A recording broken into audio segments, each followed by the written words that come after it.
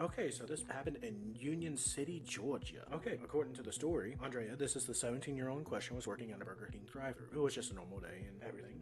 Then she claims the man came up to the window. I said, "Hi, how are you?" I say to every customer, I told him what his total was, and I thought he was going to grab money. And when I looked up, next thing I know, he threw bleach in my face. What an ass. Exactly. So right now, Andrea she says she didn't know it was bleach at the time, but then she felt a burning sensation in her eyes and mouth.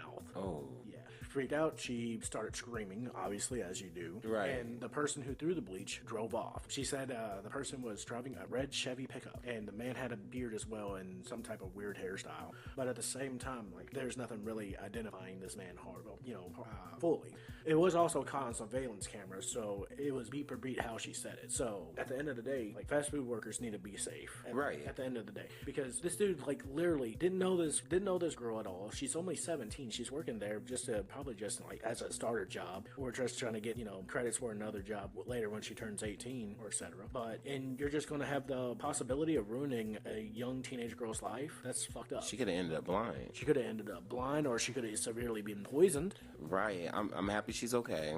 Thank goodness. And I'm in agreement. I've seen a lot more stories of people attacking people working in stores and gas stations and fast food restaurants, and people get upset when they demand more money. If you're putting up with these irate people who don't know how to act when they go into public, yeah, you should be paid more for compensation, because what people don't like to talk about is the mental toll it takes on you. And then you have to deal with stuff like this. Like when I worked in retail, like I had people tell me off over coupons, over pricing, over us being out of stock.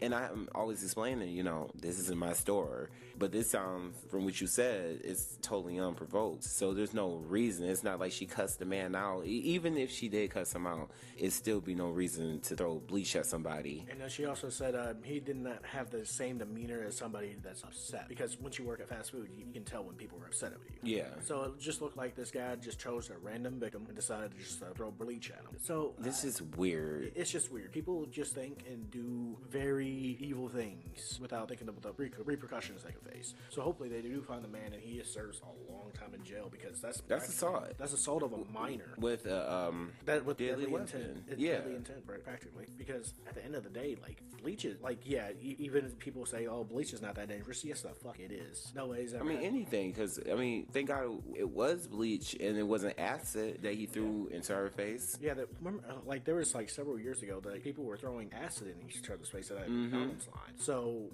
it's just these people are weird anymore. But Andrea, luckily, she has not had any severe injuries, but she is afraid to go back to work. I don't blame her. I don't blame her either. I wonder what could they do to prevent things like this from happening. And I wonder, did they get the license plates? Because, most drive-thrus have cameras in them, too. Well, unfortunately, it only looked like they only saw, like, pretty much what Andrea was only able to see. Like, they have cameras pointing at an actual fast food worker, and you can just see, like, a glimpse of whoever's in the car. Maybe they need to start having it double window. There's a window where the cashier could set the food and take the money. Or something like a bank setup. That's what I'm talking about. Like, it's crazy. And people are honestly trying to go to work and make an honest living. And what a way to introduce her into the workforce by having this experience. And this is how you have so many people who are bitter, angry at work, because they're dealing with these people. And one thing I'm always grateful my dad taught me was leave my problems at home.